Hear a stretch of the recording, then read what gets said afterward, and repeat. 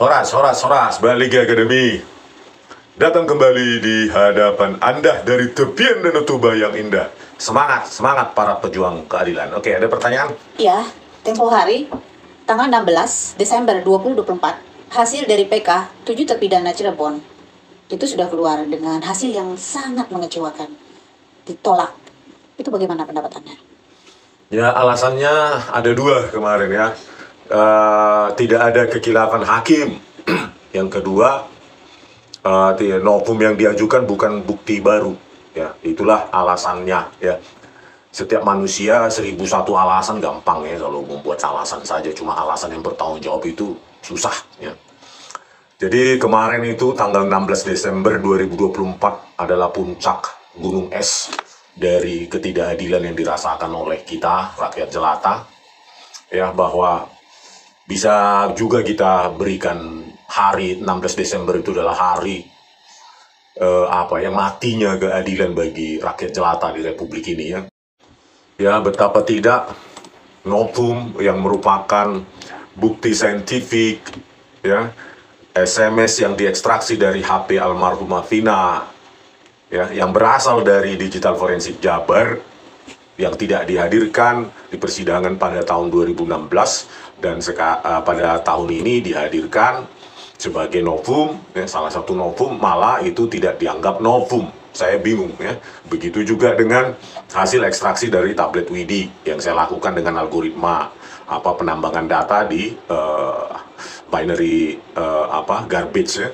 Jadi saya saat itu hampir 1 minggu lebih itu di sana untuk berusaha terus karena sudah dihapus datanya oleh Widi, mungkin dianggap tidak berguna. Jadi bersesuaian komunikasi antara dua alat ini ya, HP Samsungnya almarhumah Vina dan tablet Mito T5 dari saudari Widi ya. Jadi bersesuaian dan itulah bukti saintifik yang kita harapkan bisa membebaskan ketujuh terpidana tersebut karena memang ada riwayat panggilan, ada riwayat pesan ya, SMS messages tepat 22.10.14 WIB yang katanya dalam rentang waktu itu terjadi serangkaian ruda paksa dan pembunuhan itu, tetapi ada pesan dan panggilan tersebut.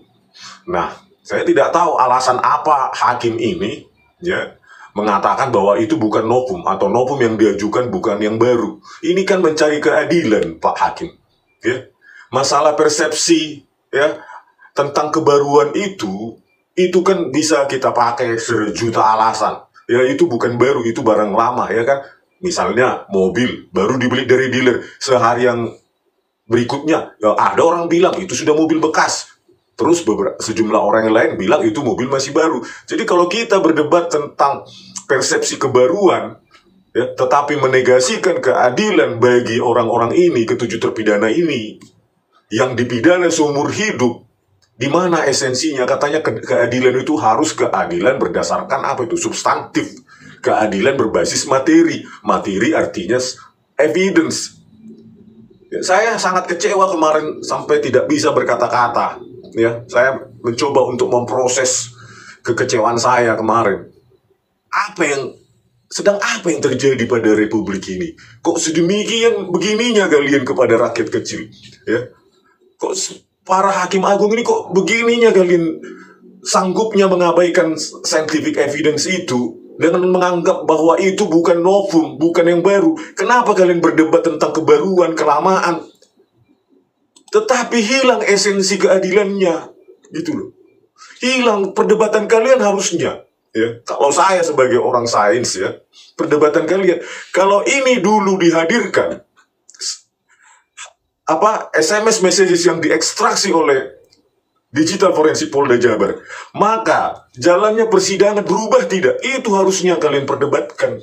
Bukan ini baru enggak, ini lama enggak, ini barang bekas enggak, ini sudah enggak. Keadilan itu esensialnya apa, Pak Hakim Agung? Ya saya masih berasumsi bahwa ini tidak dipengaruhi oleh Jarod Richard yang lain. Karena Jarod Richard 1 orang, bisa jadi 10 orang Jarod Richard yang lain. Dengan total harta 1 triliun dan 50 kg emas, ya wajar kami menduga gitu, berprasangka buruk. Kok bisa alasan kebaruan lah, judex facti, judex juris. Apa implementasinya ke lapangan? Bagaimana kalian logikanya menolak bukti SMS tersebut? Kecuali kalian, para hakim, bisa membuktikan bahwa pada saat SMS itu dikirim oleh almarhumah Vina, HP-nya dia berada di orang lain. Itu baru ya fakta dipertentangkan dengan fakta, bukan fakta dilawan dengan asumsi, fakta dilawan dengan kesimpulan bias. Itu bukan novum, bukan barang baru, bukti baru. Ya siapapun kalau dengan subjektivitas seperti itu, ya tentu ada aja alasannya, Pak Hakim. Sekarang saya tanya, apalah argumen kalian bisa menegasikan itu bukti scientific evidence itu? Apa? Kami perlu penjelasan. Apakah kalian berkesimpulan, oh iya, sesuai dengan pengacara Elsa Sharif, itu ada dua katanya argumennya. Oh, ketika SMS itu atau kolok itu berlangsung, HP-nya sudah ada di tangan pembunuh. Mana? Buktinya mana? Kita jangan, katanya keadilan apa itu? Esensial atau substantif. Berbasis evidence, materi. Ya, yang kedua alasannya, pada tahun 2016 lalu belum ada, Polda Jabar tidak memiliki Celebrate UVET untuk mengekstraksi SMS. Terus itu yang dilampirkan apa? Dan itu di persidangan sudah disesuaikan dengan berkas yang ada di tangan jaksa, di depan hakim. Oh, sama yang diekstraksi itu yang dari Polda Jabar, di tangan pengacara ada dan di tangan jaksa ada. Kalau itu tidak dipandang sebagai sebuah yang legal, terus siapa yang menaruh itu? Aduh, begitu kecewanya kita hari kemarin ya. Sampai saya nggak bisa. Saya merenung ya, sampai mengheningkan cipta. Kalau sedemikian kerasnya perjuangan para pengacara, para saksi, para ahli saja bisa sedemikian gampang digugurkan dengan alasan tidak ada kekilapan hakim. Novum yang diajukan bukan novum baru. Sedemikian gampang logika itu. Terus bagaimana dengan rakyat kecil yang tidak bisa mengakses pengacara? Apalagi pengacara ternama, ya, mengongkosi para ahli supaya datang. Bagaimana lah nasib rakyat jelata yang lain, Pak Hakim yang mulia? Kalau Anda masih bisa dilabel yang mulia, tentu ini kita akan kritisi. Begitu keluar surat keputusan dari kalian dalam direktori keputusan Mahkamah Agung, kami akan bedah. Ya, kalian memang punya wewenang untuk memutuskan.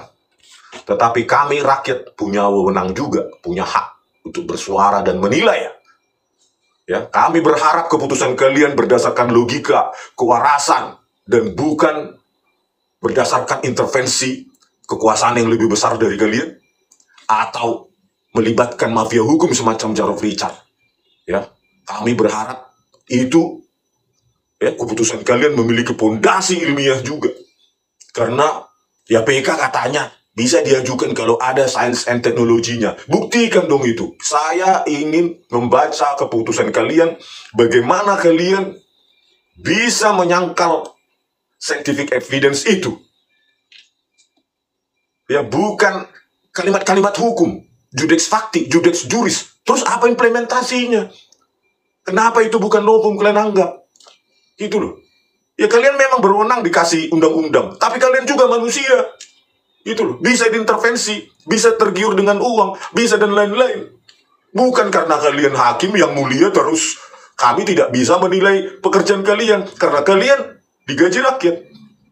Baru kemarin minta naik gaji. Syukurilah itu keringat rakyat. Ya, kami akan menilai begitu keluar. Ya, ada di direktori keputusan Mahkamah Agung, maka kami akan bedah satu demi satu statement kalian. Karena rakyat sekarang, ya, dengan kanal-kanal YouTube dan media sosial lainnya, kami berhak bersuara dan ini harus kita perjuangkan. Kita bongkar lagi, ya, kepada keluarga 7 terpidana, ya.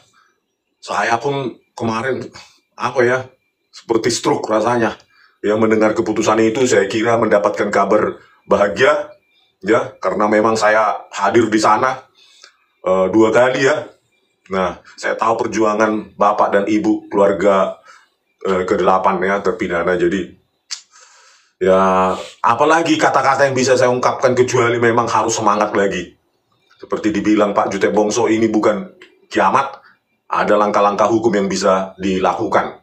Tetapi percayalah bahwa kalian mendapat banyak support dari seluruh warga Indonesia yang peduli terhadap keadilan dijunjung tinggi, terutama rakyat jelata yang tidak punya akses duit, akses kekuasaan, akses politik, akses hukum, dan lainnya. Oke, pemirsa, ya kita tunggu saja keputusannya, apa penjelasannya. Ya, nggak mungkin penjelasannya cuma 2 kalimat itu kan. Tidak ada kekilapan hakim, tidak ada novum baru. Tentu ada penjelasannya. Dan kita inginkan bukan penjelasan hukum yang dengan istilah-istilah hukum, tetapi lebih pada substansinya apa. Kan begitu, ya. Oke, pemirsa, ya ada pertanyaan lain? Bukan pertanyaan, tapi mengambil dari Tempo. Saya bacakan nama hakimnya ya. Oh, ya. Majelis Hakim yang diketuai Burhan Dahlan dan anggota Yohanes Priyana serta Sigit Triyono. Itu untuk perkara pertama kan? Untuk pertama. PK nomor 198. Eko Ramadhani, Rivaldi Aditya. Jadi majelis hakimnya diketuai Burhan Dahlan, Yohanes Priyana serta Sigit Triyono. Nah, kalau kalian pernah nonton video kami tentang pembantaian Laskar FPI, 6 Laskar FPI. Nah, majelis hakim yang menolak kasasi 6 Laskar FPI itu, ini adalah Yohanes Priyana, ya, salah satunya yang diketuai oleh Desnayeti dan satu lagi Ghazal Basaleh, ya. Jadi Ghazal Basaleh sudah dipenjara 10 tahun, TPPU dan korupsi 62,8 miliar.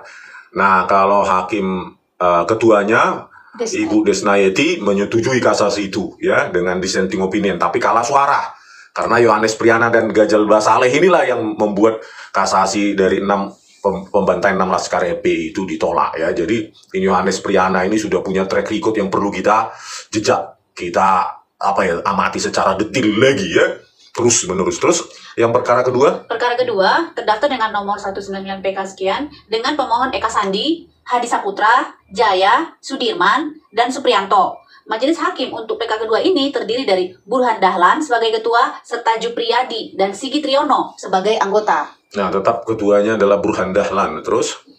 Sementara perkara pidana khusus anak terdaftar dengan nomor sekian. Berkas perkara ini diperiksa oleh hakim tunggal Prim Haryadi. Prim Haryadi, ya. Ya, aduh, kok bisa ya?